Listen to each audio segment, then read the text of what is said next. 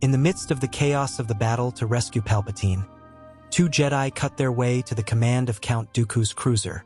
Laser beams cut through the air and explosions rocked the Separatist cruiser, but Anakin and Obi-Wan kept going, like two living swords in motion. When they found the Count, Palpatine was tied to his chair, theatrically helpless. The duel began with intensity. Dooku used his dark elegance. Each blow was full of charm, but also coldness. Count Dooku jumped and moved so fast that Anakin and Obi-Wan could barely react. The Count used his lightning bolts on the Jedis, but while one of them absorbed them with his saber, the other used the Force to try to catch the Count off guard. This time, Obi-Wan was not knocked unconscious by Dooku's blows. The two Jedi, side by side, fought as one, perfect synchronicity between master and apprentice. The duel was fierce, but the Count, under pressure, lost his composure. In one swift blow, Anakin disarmed Dooku and cut off his hands. The Sith fell to his knees, gasping helplessly. Palpatine, still trapped, shouted, "Kill him now!" Anakin hesitated, wide-eyed. The saber already raised was interrupted by the familiar sound of Obi-Wan's voice coming between them and the Count. "Anakin, stop," he said firmly. "This is not the Jedi way." The young Skywalker blinked, as if waking from a trance. With his saber still trembling in his hands, Anakin took a step back. "But he killed so many. And he also kidnapped the Chancellor," he said, panting. Obi-Wan didn't look away. "And he will be judged for it. Not by us, but by the Republic." Palpatine tried to disguise his disappointment. "He is dangerous. He will never be contained," he muttered. And then he told Anakin once again to cut his head off. But Obi-Wan approached Dooku, knocked him unconscious with a blow to the back of the head and said, "There will be no more killing today, Chancellor. We'll take you to the Council and bring you home too. They'll want answers." The ship was successfully rescued, and everyone was taken to Coruscant. Palpatine tried to maintain his aura of gratitude and composure, but Obi-Wan noticed. Behind the smile and soft words, there was a trace of restrained frustration. The Force was out of balance at that moment. He then commented to Anakin in a serious tone, "There was something wrong, as if we were being used." Anakin remained silent. For the first time, Obi-Wan began to wonder if his instinct for obedience was being manipulated. A few days later, Anakin was called in front of Palpatine. The Chancellor smiled familiarly. "You saved my life. You demonstrated far more power than your master Obi-Wan. It's only natural that you should have a greater role in the Jedi Order. Don't you think?" Palpatine presented his proposal. He wanted Anakin to take a seat on the Jedi Council as his personal representative. Anakin was surprised. It was a huge political honor, but it didn't seem like a natural move. The inflamed ego in his chest was warmed by the opportunity, but there was also doubt. In the council, the proposal caused discomfort. "He wishes us to be a stage for his influence," said Mace Windu coolly. "But to refuse outright would cause suspicion." Yoda pondered with his eyes squinted. "The chair, accept it you may. But the title, No, accept it we will not. Young Anakin, you are not ready." Anakin was admitted, but without the title of master. The decision made him angry. "How can I be part of this if I'm not respected?" Obi-Wan calmly replied, "Trust is earned, Anakin. It's not imposed." Then the masters saw the agitation in young Anakin. "The Chancellor is using you," said Mace directly. "Political influence he seeks," added Yoda. "He values me more than you do," Anakin replied, trying to keep his voice steady. Obi-Wan put his hand on his apprentice's shoulder. "If he really valued you, he wouldn't push you into the darkness. He wanted you to execute Dooku without any mercy. A Jedi doesn't execute an unarmed prisoner." Silence hung in the air. Anakin looked down at the floor, reflecting. "At the time, something overwhelmed me. An anger and urgency. I don't know where it came from, but I felt I was going to kill him." Obi-Wan nodded. "I felt a dark presence, and that's why we've come together. It wasn't just your emotion, Anakin. It was as if something wanted to push you." Yoda leaned on his staff. Council we must have. Dooku's words we must hear. No, we must. Why to the dark side my former Padawan chose to go, Mace Windu looked at the other masters and nodded. Let's interrogate him.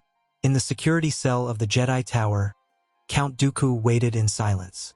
He was haggard, but his gaze was still haughty. The Jedi Masters knew he was the key. If there was any connection between the Chancellor and the Sith, any dark truth behind the war, Dooku might reveal it. We can't trust anything coming from Palpatine until we know more, said Windu. Obi-Wan crossed his arms. Perhaps now, with his defeat, Dooku will reveal who trained him. Anakin remained silent for a few moments, staring at the cell door. Finally he spoke. I don't know if I should trust him. The Chancellor. Obi-Wan nodded, satisfied. You see now. Yoda watched carefully. Important moment, this is. The course of everything could change.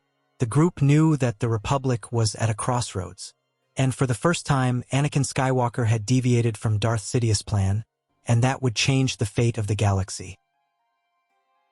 The cell remained silent as the Jedi entered. Mace Windu, Obi-Wan Kenobi, and Anakin Skywalker crossed the security threshold.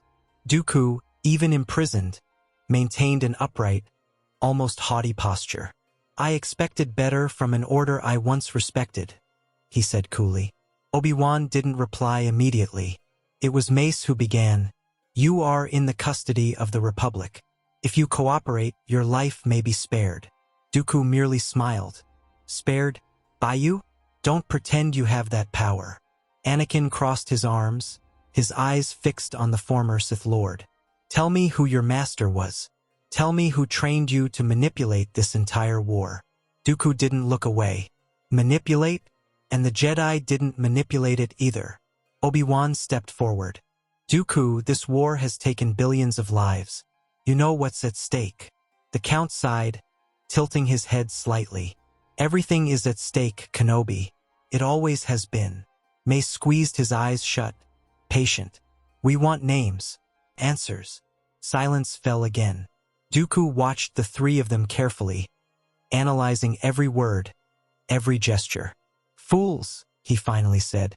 They're dancing to the tune of an invisible conductor, and yet they can't hear the music. Anakin approached the cell, irritated. You're going to tell us who he is? Dooku laughed low. Ah, Skywalker, so full of fire. My disciple's disciple taught you well. The Chancellor would be proud. The cell grew tense. Obi-Wan stepped forward. What did you mean by that? But Dooku fell silent again. After long hours of nothing, Yoda entered the room. His presence calmed the atmosphere. Alone, I need to be with him, he said serenely. Windu nodded and motioned for the others to leave. When the door closed behind the masters, Dooku looked up at Yoda. Old friend, I was hoping you'd come. The Jedi Master sat down opposite him, laying his staff gently at his side. There is still hope in you. Talk we can. Dooku hesitated, but his eyes softened for a moment. What do you want from me now, Yoda? As you well know, my power over the Force was greater than yours, but now that my hands have been cut off, I'm weaker than a novice Padawan. Have you come to mock my condition? Dooku spoke in an attempt to provoke, but Yoda's silence made him try again. You don't know what it's like, Master, said Dooku, his voice lower. Years of watching corruption in the Senate, and you, blind men, serving the interests of men and not the Force. Yoda listened carefully. Blind, perhaps, but the dark path you justify will not go. The Count bowed his head. I didn't plan to go that far, but he convinced me. There was logic, there was order, and there was power. I was weak. Yoda tilted his head slightly. Weak? No. Lost, perhaps. The two were silent for a long time, until Dooku broke the void. When I left the Order, I expected others to see, but no one listened. Palpatine heard me. The name made Yoda close his eyes, attentive. Seduced, you were, like many. Dooku looked at his master sadly.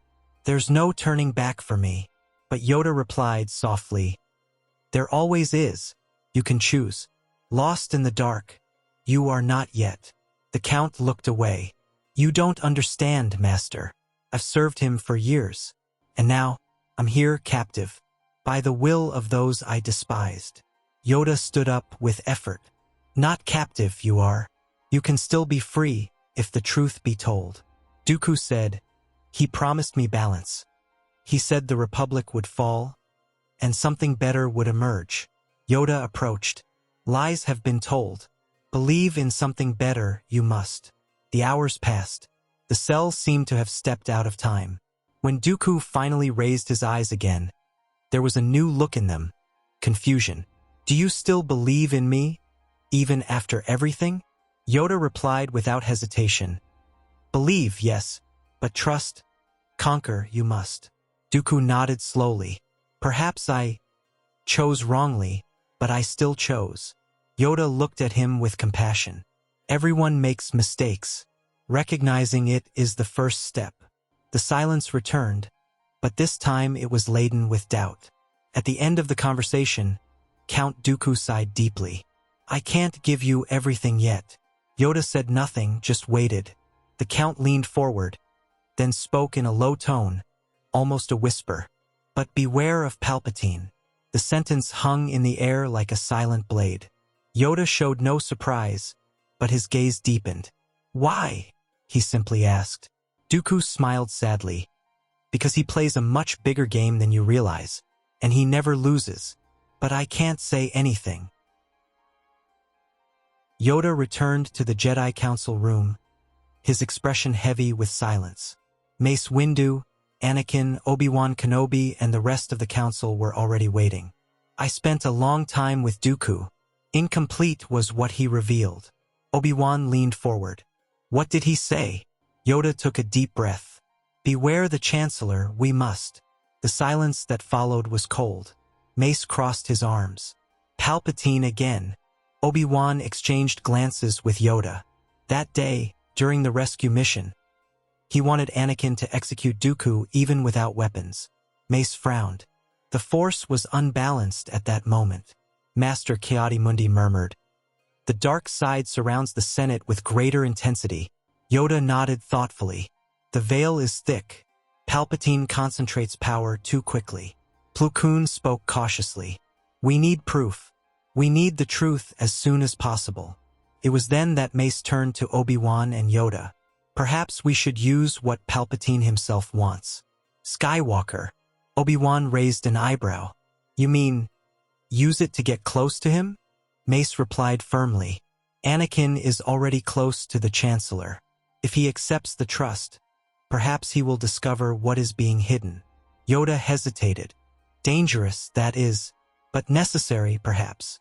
The decision hung in the air, like a blade on a scale. Anakin listened carefully. The Council wishes you to remain close to Chancellor Palpatine, said Mace. Anakin frowned. Remain close? Are you sure? Obi-Wan explained.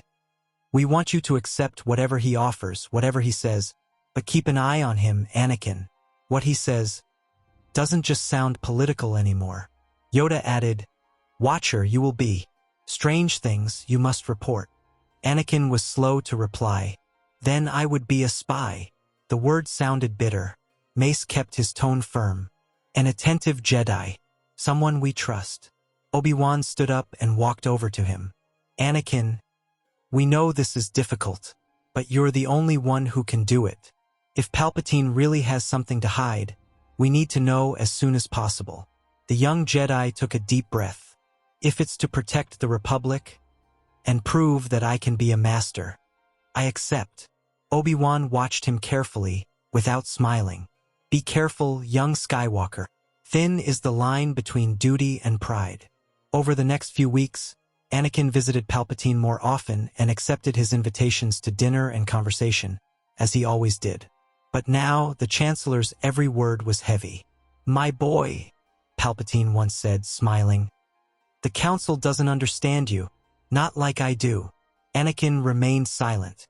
They keep you under control, afraid of what you might become. Again, Palpatine laid a hand on Anakin's shoulder. But you were born for something greater. I see that clearly. Palpatine offered power, influence, titles. You've already saved worlds. and yet they won't give you the title of master. Unfair, don't you think? Anakin looked away. I'm done talking about it. The Chancellor, patient, just smiled. Then let's talk about other things. Dreams, perhaps? Anakin's eyes widened. You've been having dreams, haven't you? Of Padme dying? Anakin froze inside. How do you know that? The Chancellor approached, eyes squinted. Because I've seen this path before. I've seen this path many times. And there is a way to stop it. It was on a silent afternoon in the Chancellor's office that the revelation fell. Darth Plagueis the Wise, Palpatine said quietly. A Sith Lord who could save others from death. Anakin listened, each word echoing like thunder. You could have that power. I can teach you. Anakin stood up nervously. What are you saying? Palpatine smiled. I'm a Sith, Anakin, but I'm not your enemy. I am your only path to protecting Padme.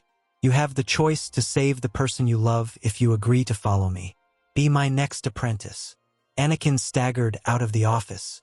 His heart was beating fast, his mind was spinning.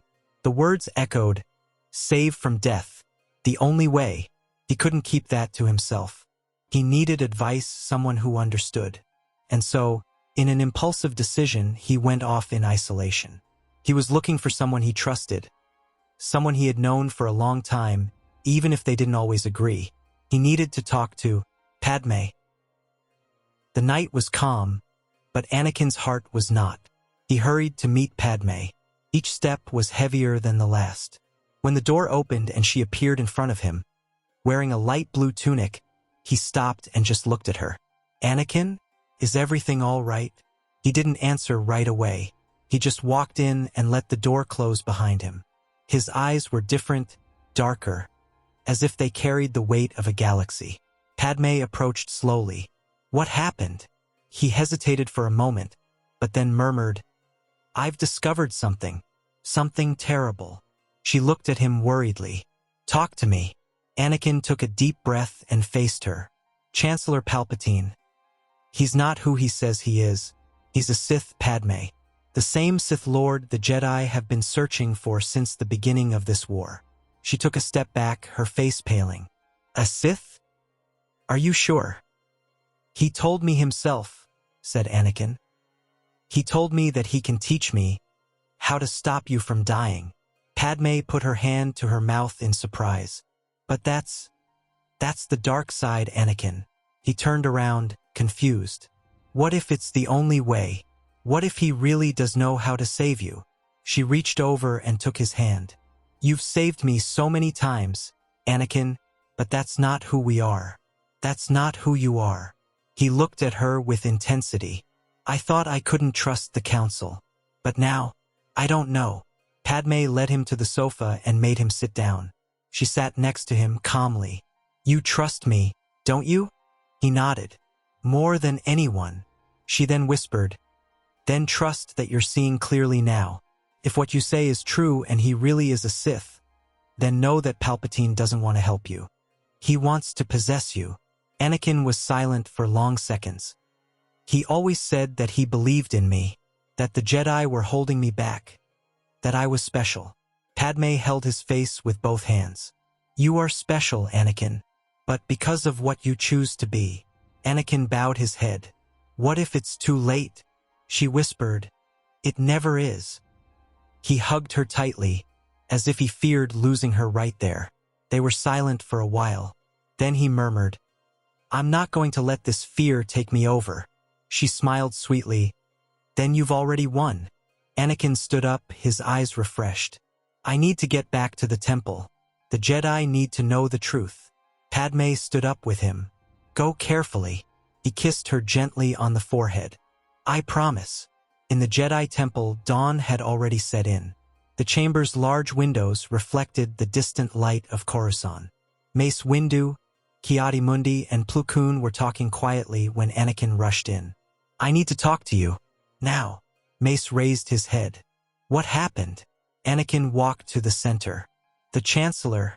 He's a Sith. A Lord of the dark side. He told me about it today. Silence fell like a bomb. Ki-Adi-Mundi frowned. How do you know that for sure? "He offered me power," said Anakin.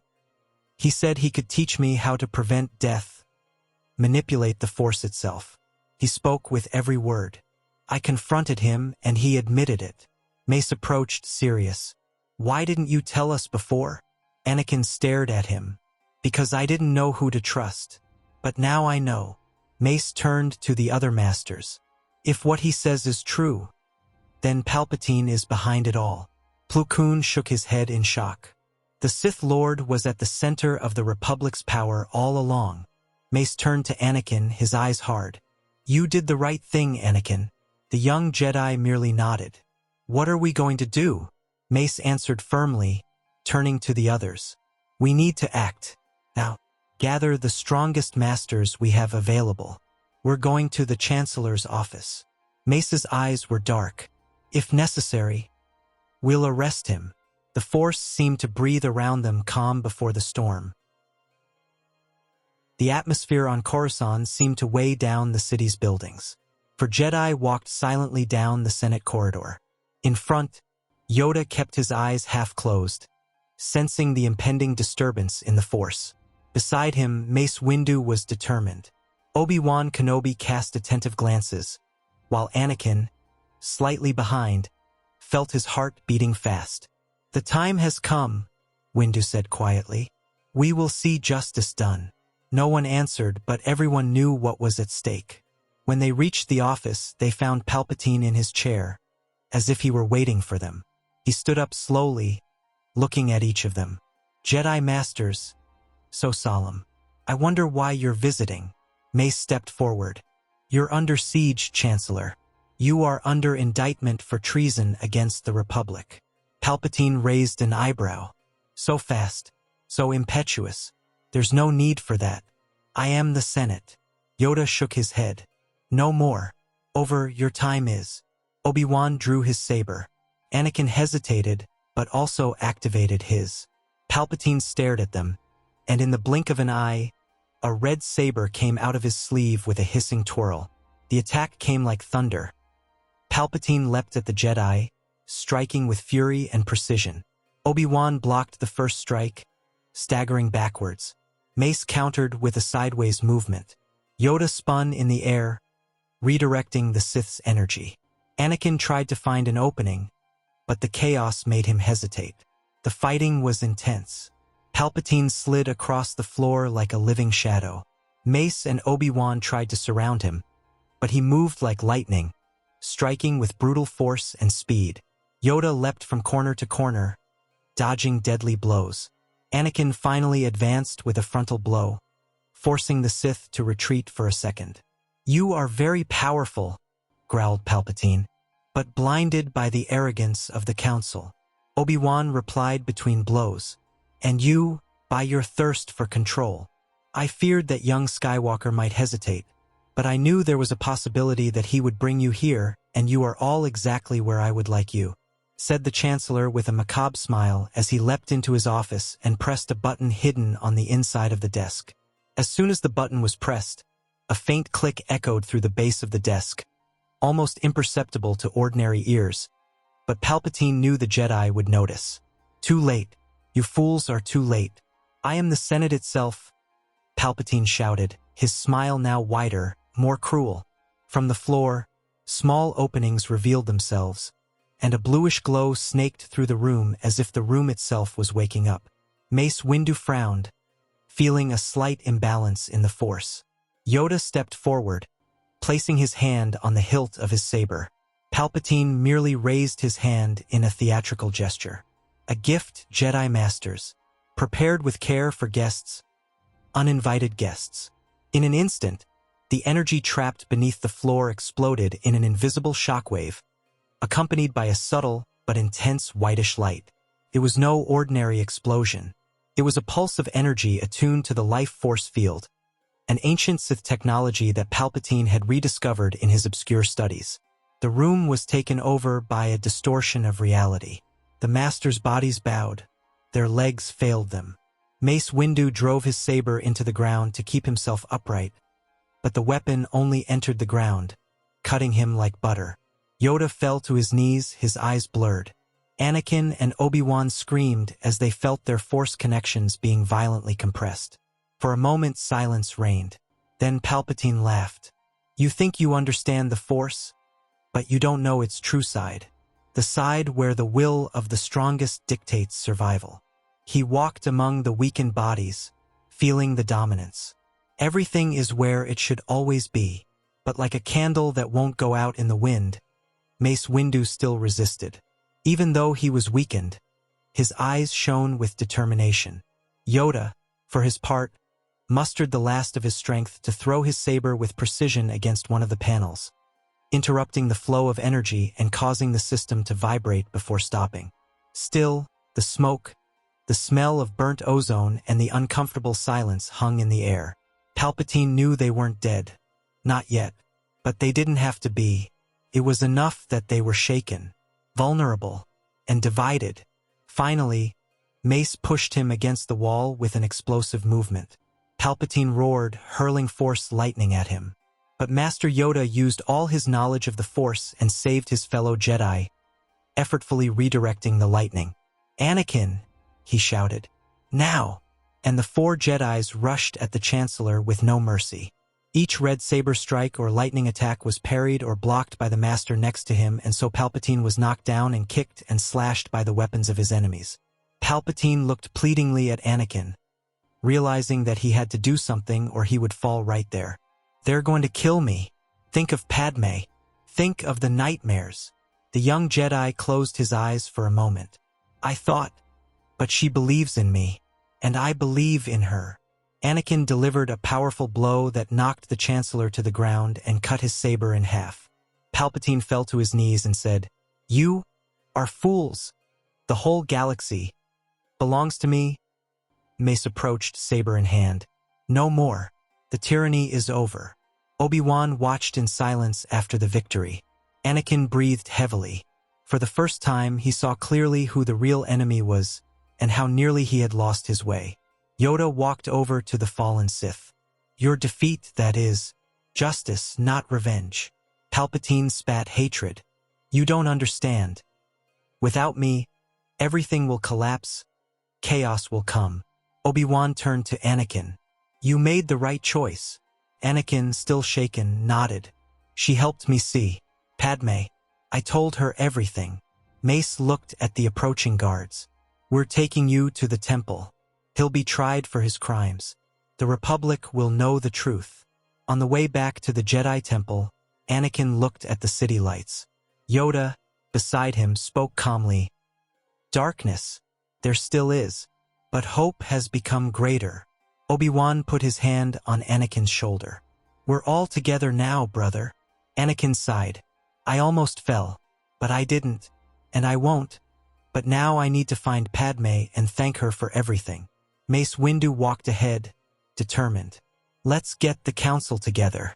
We have to organize the transition of power and seal the ways of the dark side forever."